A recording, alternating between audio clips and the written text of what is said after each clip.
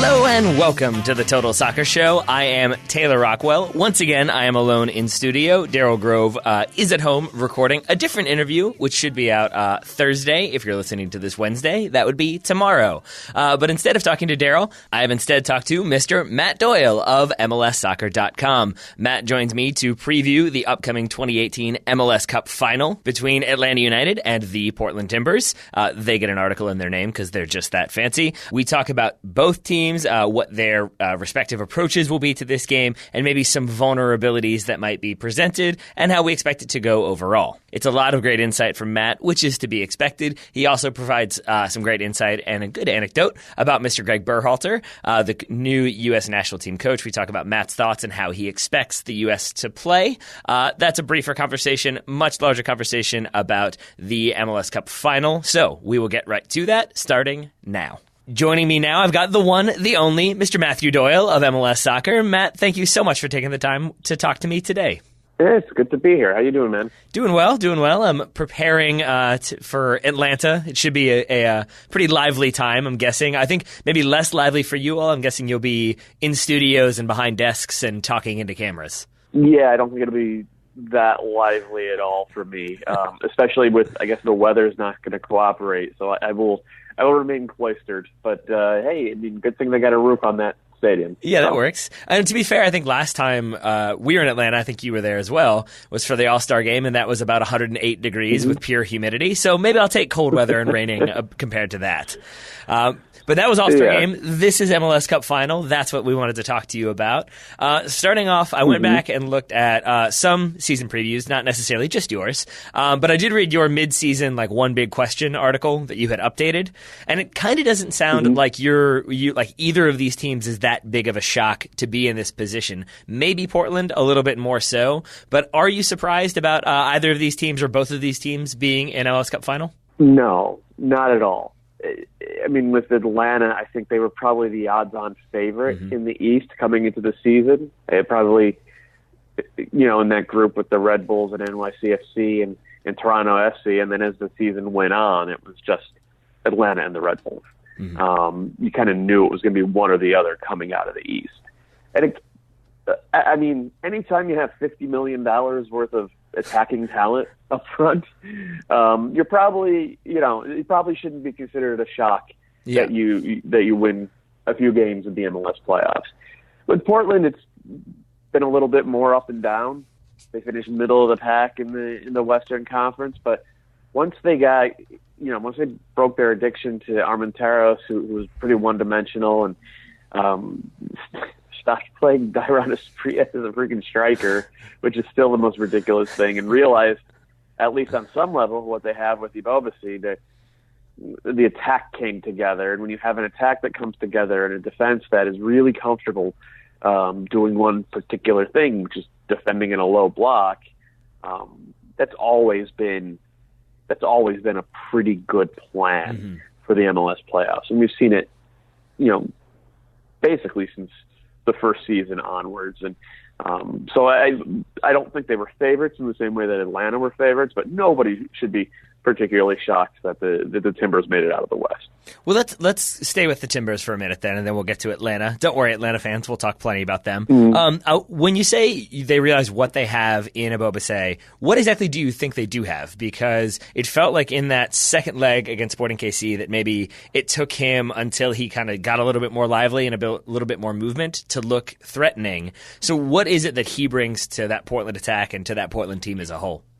Well, that's the thing. He doesn't always look threatening because he's not a Joseph Martinez type of center forward who's always running the line and looking for chances. He's more of a guy who looks to link play and to release other players into the attack.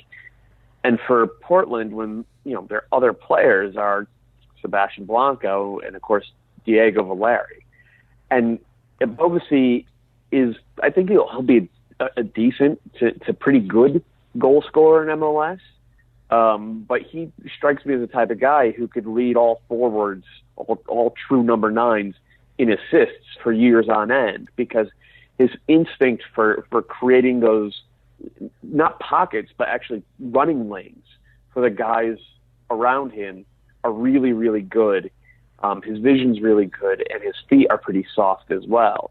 And you combine all of that with the sort of physical skill set he has in terms of being, a balanced athlete and big and strong and all that. The way, Bobby Warshaw and I have talked about it a ton, and like there aren't a lot of center forwards who are first and foremost glue guys. But Bobacy's a glue guy. He's not a center forward who's going to get a lot of glory. He's a center forward who is going to make the game easier for the guys around him. And I think it took a while for the powers that be in Portland to realize that. And once they did, I mean, there's something like 10-2-1 when he starts, which is a really, really good record. It's a decent record. And they're much worse than that. Yeah, and they're much worse than that when he doesn't. So, that's not exactly an elevator pitch, but that's what I see when Bobacy plays for the Timbers. That works. But then it still feels to me like it's going to be Diego Valeri is the kind of key creator, maybe not the key goal scorer. I think there were some other goal scorers against Sporting KC who stood out. But do you think it will be Valeri kind of being the key to the attack and causing Atlanta problems? And if so, do you think that's something that Atlanta will specifically game for? Or is it going to be kind of a approaching the Portland attack as a whole kind of mindset? No, I actually think that Valeri does have to be the key goal scorer, and we've seen that throughout the playoffs. I mean, he did have 2 goals in the clincher against the Sporting Kansas City, unless I'm misremembering. I think I'm just talking about Blanco. Blanco's goal is the one that stands out in my head, but yeah, you're right. Yeah, Blanco is more about, I think, settling the ball in certain areas and capitalizing on those 1v1 moments, and what that does, and combined with Bovacy's ability to be kind of the focal point for the build-up, has freed Valeri from a lot of those responsibilities. And Valeri doesn't really dictate the shape of the game for Portland anymore. He's more about just drifting around, finding pockets or finding channels, and being goal dangerous. And we didn't see as much of it in the regular season as we have in the postseason. In the postseason, you look at his touches, he's basically playing as a second forward. So they have to, what Atlanta has to do is make sure that they restrict the flow of service to Bovacy, because if you do that, then you can actually pay more attention to Valeri. It's a little bit counterintuitive, but I think that's the way I would approach it.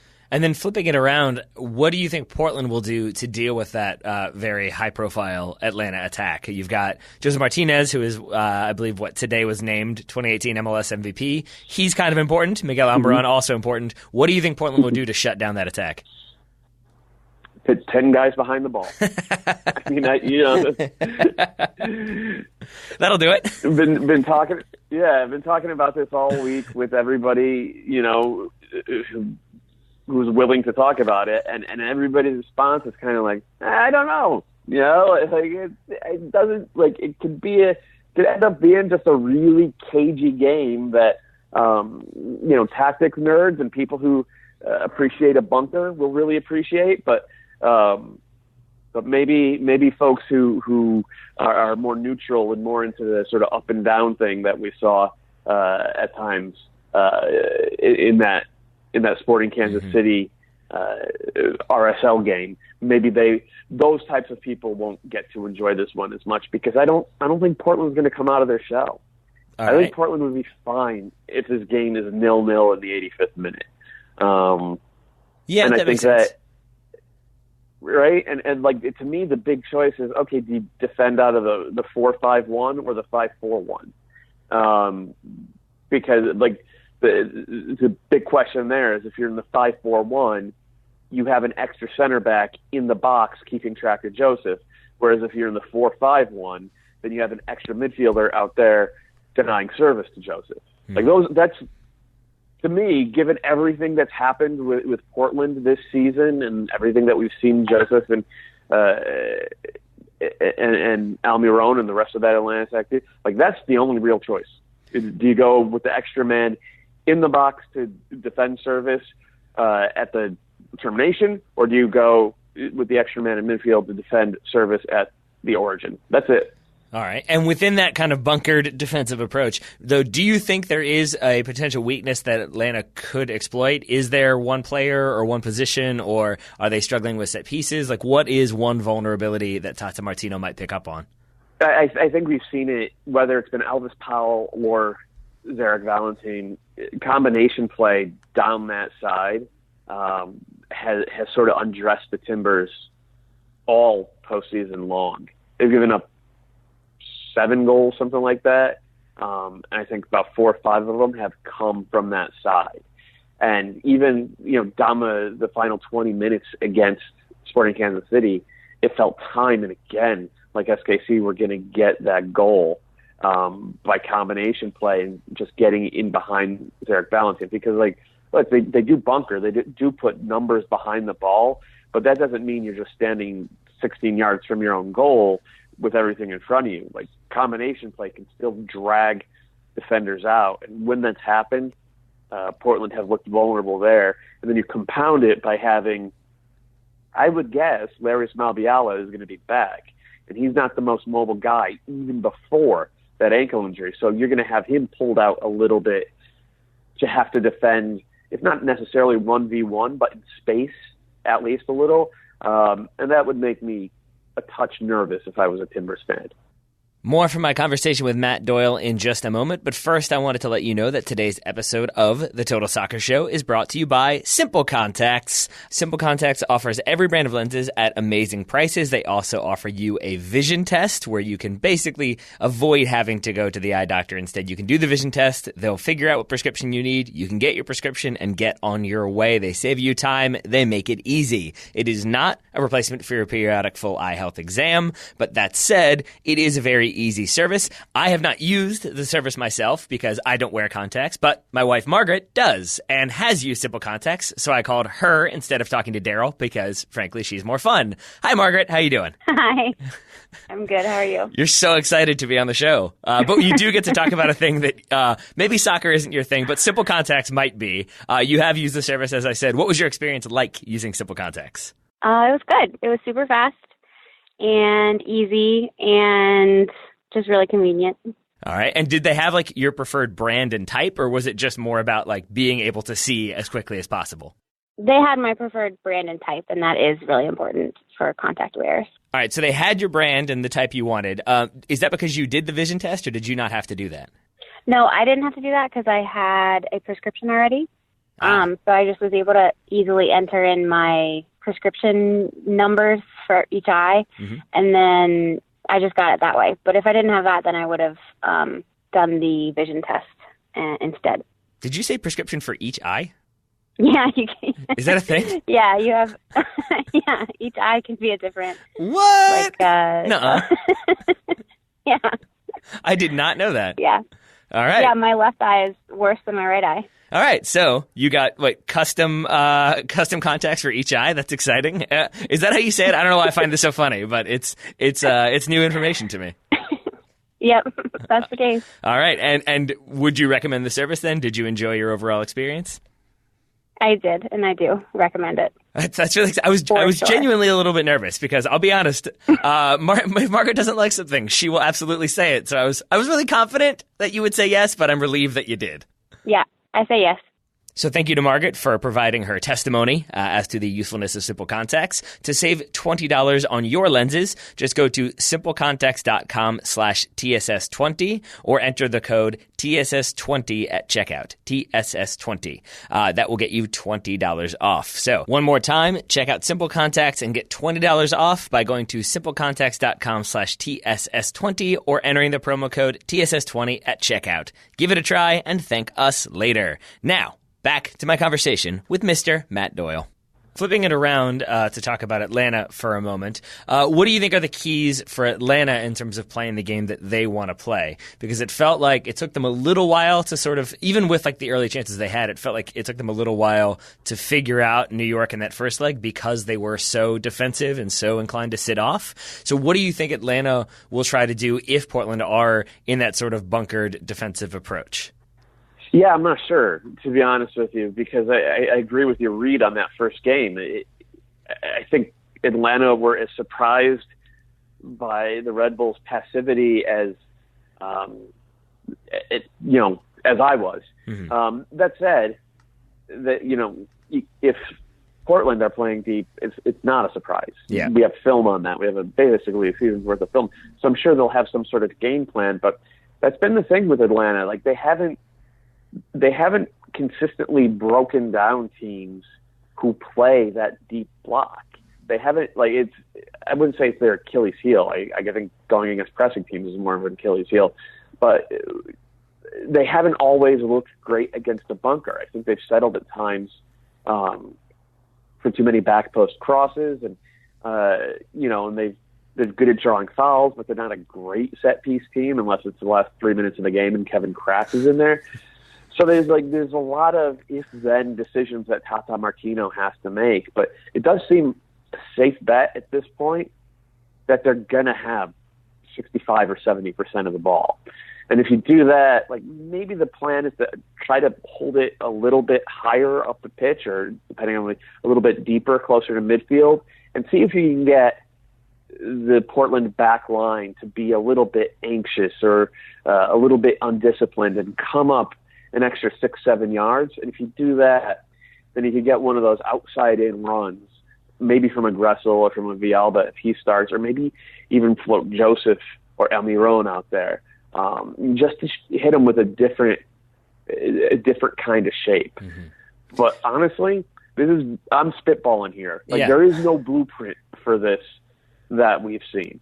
Well, that's why I always go back to whenever Daryl asks me these types of questions. I just go back to that's why I am not the head coach of Atlanta United. I'll leave that to Tata Martino, but I can speculate, and I would also speculate that maybe Darlington Nagbe is going to come into the equation in terms of keeping that possession, moving the ball around, moving it from right to left, keeping Portland on their toes.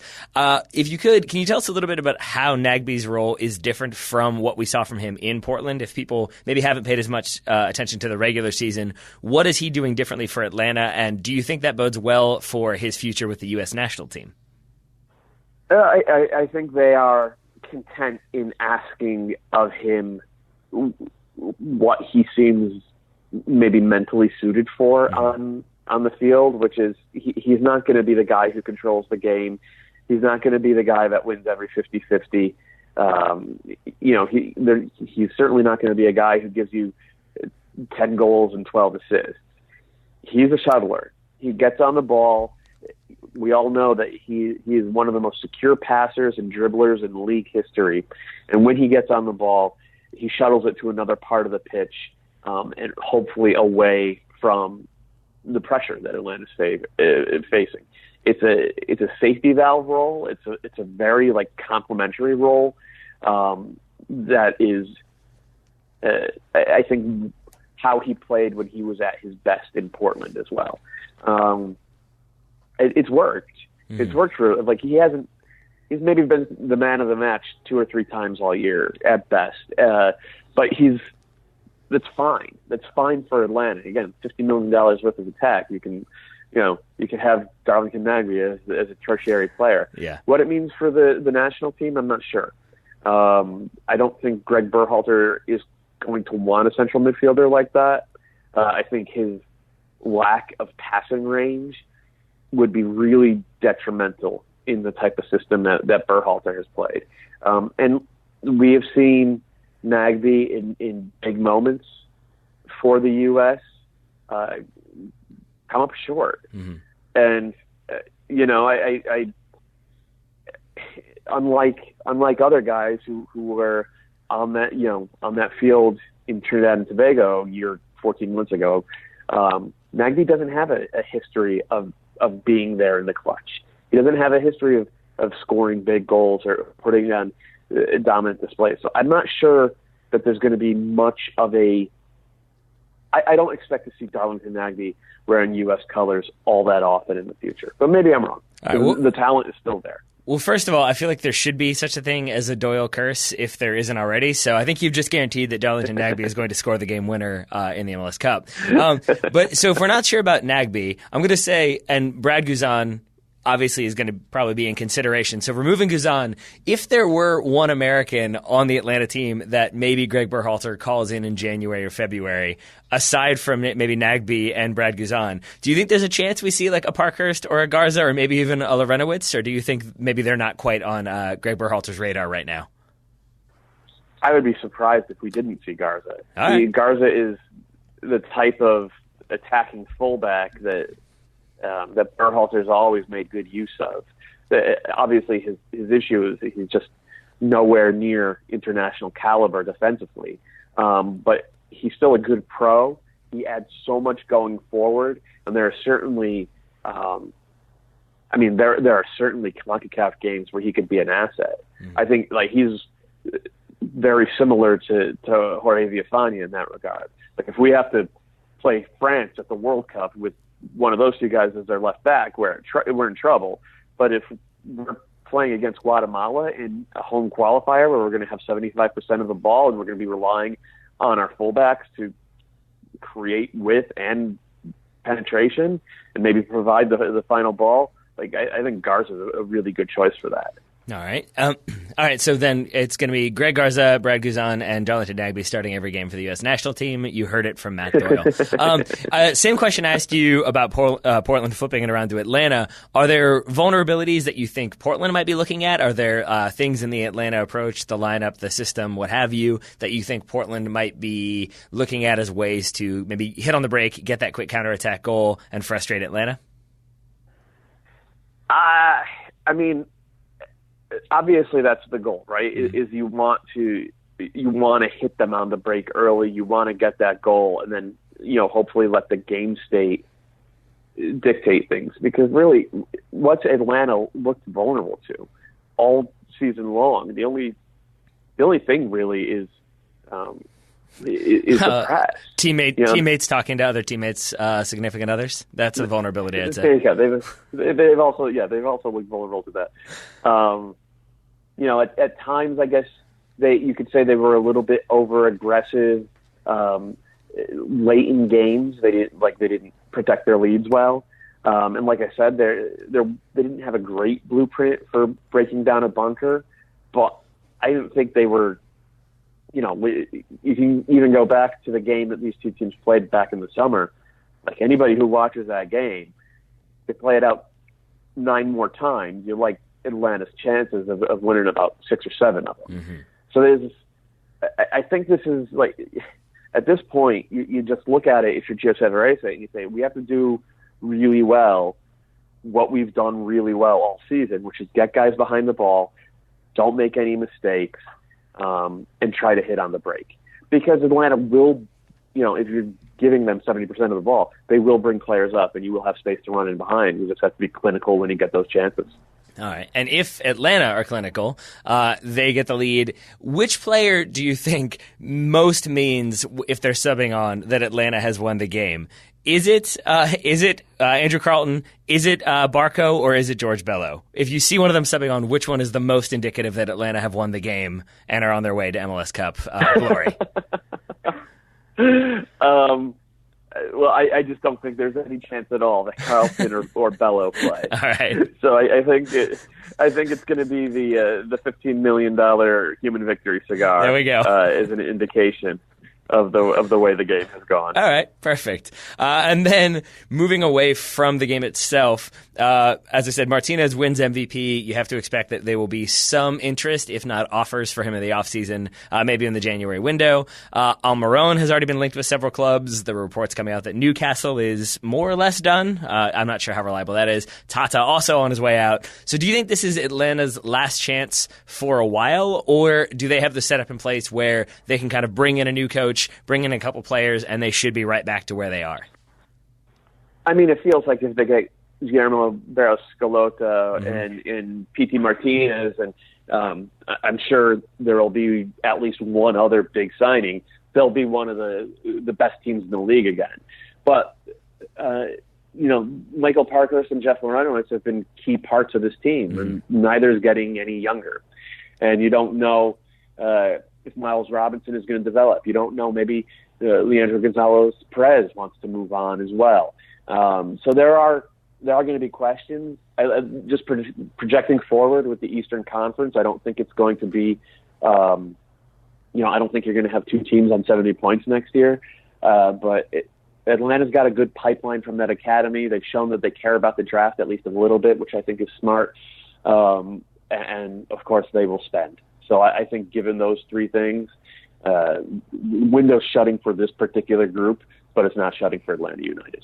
All right, and final question for you. It's a big one. It's a loaded question, I guess. But what were your thoughts when Greg Berhalter became official? It's something that has been rumored for a very long time. I know Bobby is over the process conversation. He's had enough of that, so we don't have to go down that road. I'll leave that for you all behind the scenes. But were you pleased to see Greg Berhalter, and do you think U.S. soccer fans should be pleased with what he's going to bring to the team? I was. I think he's a really, really good coach. And I think he's mostly shown that with the Crew over the last 5 years. What I like about him is that he doesn't seem set in his ways. He's actually adjusted quite a bit in terms of how that team plays, while still keeping a philosophy. We all know they're a team that wants to hold the ball and use the ball to create chances. I have questions as to whether that's the best approach for the U.S. I look at this team, especially the young guys coming up, and most of them seem like they might be best served to be either in high-pressing or counter-attacking teams. But even if being a possession team isn't the perfect plan for the U.S., I just like that we have a plan.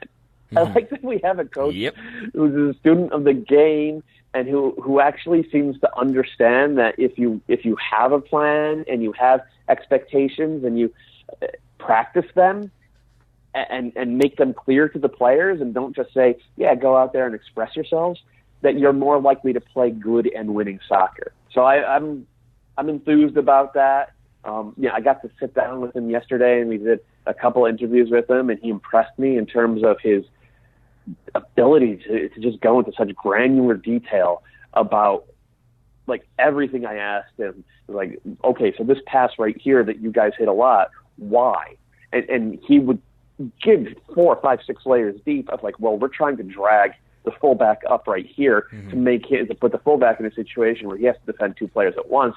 And once he, sort of falls into that pressure trap right there, we know that this run is on right here. So it becomes mechanical. It becomes like, okay, if A, then B, if B, then C, like that level of planning, that impressed me. I was like, okay, this is not, we're not Jackson Pollocking the national team anymore here. We're actually doing something. I was happy with that. I think U.S. fans should be happy with that as well. I would agree. And I would say I enjoyed, we had Paul Tenorio of The Athletic on yesterday, and he was talking a little bit about the times that he's sat down with Greg Berhalter and how he's always approachable, but the way he seems to really come out of his shell and start talking a lot or get really animated is when you start talking tactics and strategy. And listening to the kind of mini-sode, that Extra Time Radio that you all put out with your interview with Greg Berhalter, which is great. I thought it was great that you start, I think Weeby starts off by asking him some kind of general questions, and he's very like, it's very exciting. We're excited to be. And then as you start asking him tactical stuff, you can hear him start to get very excited. He's very animated. Now he's into it. And it was just like seeing how much tactics get him going was a very exciting thing for me, a fan that hasn't seen as many consistent tactics in the last 2.5 years / 5 years or so. So yes, I too am excited. But that leads me to my final question. Then I will let you go. I appreciate how generous you've been with your time. If he does do a similar setup to what he did with Columbus, at least for the first few games, that does mean that unless we can somehow find a way to let FIFA let Higuain play for the U.S. national team, we're going to need someone to play that Federico Higuain role. If you had to bet, who do you think it is that Berhalter tries in that spot? Or do you think it's just he doesn't even go for it because we don't have somebody who can do that? I think he would tweak the system. Yeah. I think that he would, because right now we don't have somebody who can do that. Now there are young players coming up who I have high hopes for, and some of them I think are really smart and could maybe do that. But I think we're more likely to see a 4-3-3 rather than the 4-2-3-1 that the Crew played. And instead of having a pure 10, I think we would have, the 3 would be almost like Sporting Kansas City play it, where you have the one true holder, and then in front of them you have 2 8s who share, or 8.5, since Felipe Gutierrez's case, who share defensive possession and attacking responsibilities. And then if there is a true creator, it'll be one of the guys on the wing. All right. That is my guess, and partially that's because that's actually more of a Dutch style than what the crew played. And I think that Berhalter wants to play a Dutch style, and the other part is because, again, there's no Higuain. There just isn't in the pool at this point. All right. Well, Matt, thank you so much. I know I put you on the spot a few times. You handled it well, which is to be expected. Matt is a guy who, like, if Daryl and I are watching a game and we're slightly uncertain about what we've seen, or like, is that really what happened? Like, on more than one occasion, Daryl has sheepishly said, like, should I see what Matt Doyle said about this? And then that kind of helps us make sure that we either saw it right or saw it completely wrong. So, Matt, thank you for all that you do, including coming on the show. My pleasure, and I'll see you guys on Friday in Atlanta. That sounds good to me, and I hope you've seen me now, so I shouldn't. My appearance won't come as too big of a shock for you this time around. I don't know, man. I'm still shook from All-Star. I really am. Yeah, I think that was the first thing you said to me, right? Was like, you look nothing like I thought you would, which I still don't know if that's good or not. And your laughter doesn't make me feel any better. All right, I'll take it as a compliment. Matt Doyle, thank you very much for taking the time today, my friend. All right, bud. Talk soon.